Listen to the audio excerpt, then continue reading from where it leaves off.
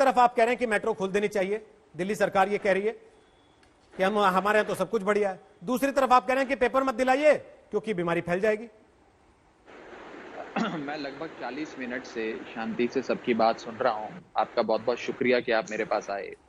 मैं आपको सबसे पहले तो ये बताना चाहूंगा कि एसेंशियल और नॉन एसेंशियल काम क्या जरूरी है और क्या इतना जरूरी नहीं है। इन दोनों चीजों के बीच हमें अंतर करना सीखना होगा। जिस प्रकार से आज एडमिनिस्ट्रेशन ऑफ जस्टिस यानी कि न्याय करने का जो काम देश की न्यायपालिका के पास है, वो अत्यंत जरूरी काम है, वो एसेंशियल काम है। लेकिन उसको करने के लिए एक विकल्प सुप्रीम कोर्ट ने ढूंढा, जिस सुप्रीम कोर्ट का हवाला लगातार भाजपा के प्रवक्ता आपके चैनल पर दे रहे हैं। सुप्रीम कोर्ट भी नहीं बैठ रहा है, सुप्रीम कोर्ट भी वीडियो कॉन्फ्रेंस तकनीक के जरिए आज हियरिंग कर रहा है। हाई कोर्ट में डिजिटल कोर्ट लग रहा है, यानी कि उन्होंने कोई विकल्प ढूंढा। आज हम 21वीं सदी में क्या ये कह रहे हैं कि प्रवेश परीक्षा का हम कोई वैज्ञानिक विकल्प ही नहीं ढूंढ सकते हैं? आज आप कह रहे हैं कि वो 3 घंटे बैठकर कमरे में बंद होकर एक विद्यार्थी जो परीक्षा लिखेगा, केवल उसी से हम ये तय कर सकते हैं कि वो कितना समर्थ है, कितना सक्षम है। अरे उसने 3 घंटे बैठकर परीक्षा तो 10वीं की लिखी, 11वीं की लिखी और अभी कुछ ही महीने पहले 12वीं की लिखी। आप उस पे भी उसका आकलन कर सकते हैं। इसके साथ कोई वैकल्पिक योजना लाकर एंट्रेंस एग्जाम कंडक्ट कर सकते हैं। दूसरी चीज, जिस सुप्रीम कोर्ट का हवाला मेरे मित्र सुधांशु जी लगातार दे रहे हैं, जितनी मेरी समझ है, जितना मैं समझ पाया सुप्रीम कोर्ट के उस जजमेंट को, सुप्रीम कोर्ट केवल यह कहता है कि जो लोग मेरे सामने आए ये कहने के लिए कि इस परीक्षा को कुछ महीने के लिए टाल दीजिए, मैं उनकी याचिका को खारिज कर रहा हूं।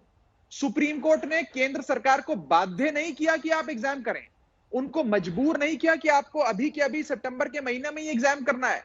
रिव्यू पिटीशन यानी कि पुनर्विचार याचिका डालने की कोई आवश्यकता ही नहीं है।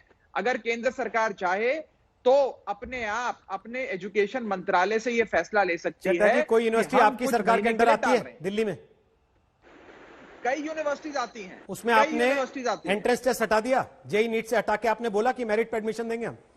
हमने क्या किया? हमने केवल इतना कहा कि हम कुछ महीने के लिए नहीं चाहते हैं टेस्ट, हम नहीं कर रहे हैं अपनी एंट्रेंस एग्जाम कंडक्ट, हम वैकल्पिक परीक्षाओं के बारे में सोच रहे हैं, उसके बारे में चिंतन कर रहे हैं। क्या आज आप ये जो लगातार दलील दी जा रही है कि उनके 6 महीने बर्बाद हो जाएंगे, विद्यार्थियों का साल बर्बाद हो जाएगा, आप वैकल्प ढूंढिए। और क्या साल की चिंता में आप लाखों लोगों की जानें खतरे में डाल सकते हैं? 28 लाख लोग, रोहित जी, आप भी जानते हैं, रोहित जी, जिन घरों में बच्चे तैयारी करते हैं ना इन परीक्षाओं की, सर, माँ बाप 10वीं के बाद से 2 साल पूरे साथ में लगते हैं खुद कि मेरा बच्चा इंजीनियर या डॉक्टर बने, वो साथ तैयारी करते हैं बैठ के।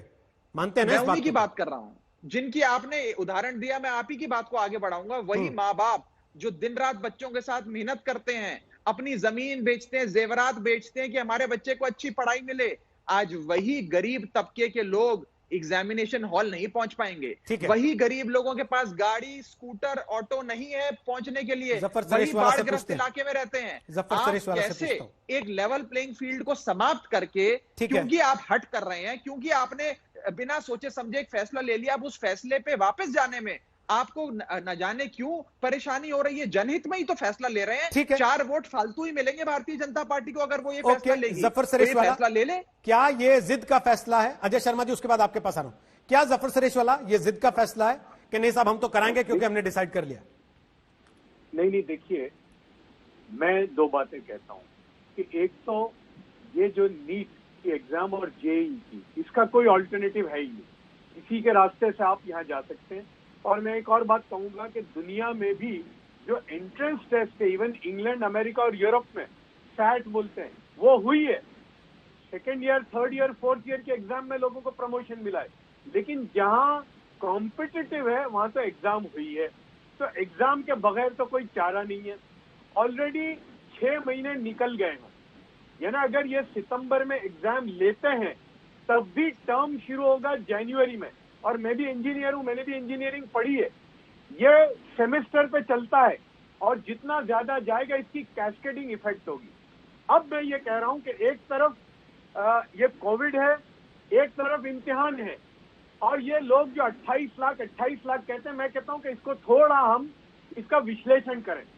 एक तो जेईई की जो एग्जाम है उसकी डेट्स अलग है, 3 दिन तक, उसमें 8 लाख बच्चे हैं और ये 8 लाख बच्चे 3 दिन में 30 स्टेट में डिवाइड होंगे, तो किसी एक स्टेट में 40,000 से ज्यादा बच्चे नहीं होंगे।